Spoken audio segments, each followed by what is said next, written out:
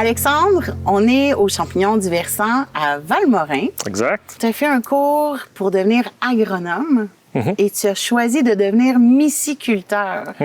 Explique donc. Oui, c'est ça. J'ai travaillé quand même une dizaine d'années. Je travaille encore à temps partiel comme agronome, mais j'avais envie d'avoir un projet plus concret, parfois qui m'appartienne. Puis j'ai toujours aimé aussi la gastronomie. J'ai failli aller étudier à l'ITHQ plus jeune, ça. Puis j'avais le goût d'offrir un produit local aux restaurateurs de la région. Puis les champignons aussi étaient comme un intérêt, fait que j'ai combiné tout ça pour démarrer Champignons du Versant. Donc la mycologie, c'est une passion chez toi? J'ai étudié en production végétale à l'université, tout ça, mais le monde mycologique est quand même assez méconnu. Ouais. Puis c'est un intérêt personnel. Tu sais, je lisais là-dessus, j'ai fait des petites formations à gauche à droite. Puis avec le temps, ben là, je voyais qu'il y avait un marché potentiel. Fait qu'après avoir approché une couple de restaurateurs du coin, puis de voir l'intérêt d'avoir des produits locaux à l'année, j'ai décidé de me lancer puis de partir la production. Et tu offres vraiment une belle variété de champignons. On fait différents pleurotes. On a du pleurote bleu, pleurote doré. On a du pleurote king noir aussi. On fait l'île nérisson, qu'on appelle aussi crinière de lion. Fait qu'un champignon quand même assez particulier, qui a une apparence comme une grosse boule blanche, qui est vraiment intéressant à cuisiner. On peut en faire comme des steaks ou en tout cas l'apprêter différemment. On a le foliote aussi, qu'on appelle chestnut en anglais. Qui est mon préféré. Ouais, c'est ça qui est vraiment le fun.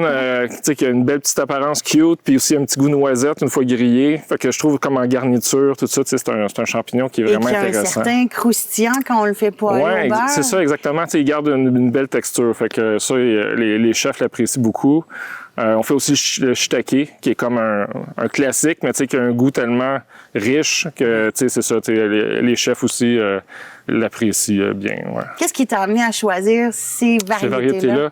C'est sûr, c'est un compromis à faire parce que nos installations sont quand même, la superficie n'est pas très grande, fait que, tu sais, il fallait maximiser l'espace. Fait que c'est des variétés, effectivement, qui poussent bien ensemble, puis qui poussent aussi sur le même type de substrat, tu sais, dans le monde des champignons, il y a des champignons qui vont pousser sur de la matière plus décomposée. Puis ceux-là vont pousser sur du bois, en fait, tu sais, qui va avoir commencé à se dégrader un peu. Fait que c'est des champignons souvent on va les retrouver en forêt. Ils vont pousser sur, comme mettons les pleurotes, là, sur un arbre qui est tombé, mais qui vont commencer à dégrader le bois comme ça. Fait que c'est un compromis. C'est sûr, c'est des variétés aussi qui sont intéressantes d'un point de vue gastronomique. Fait qu'on s'est concentré là-dessus. Éventuellement, quand on aura des plus grandes installations, bien, on pourra intégrer des nouvelles variétés. Ça, j'ai hâte à cette étape-là aussi. Oui, c'est sûr, c'est ça. Notre clientèle, c'est principalement les restaurateurs.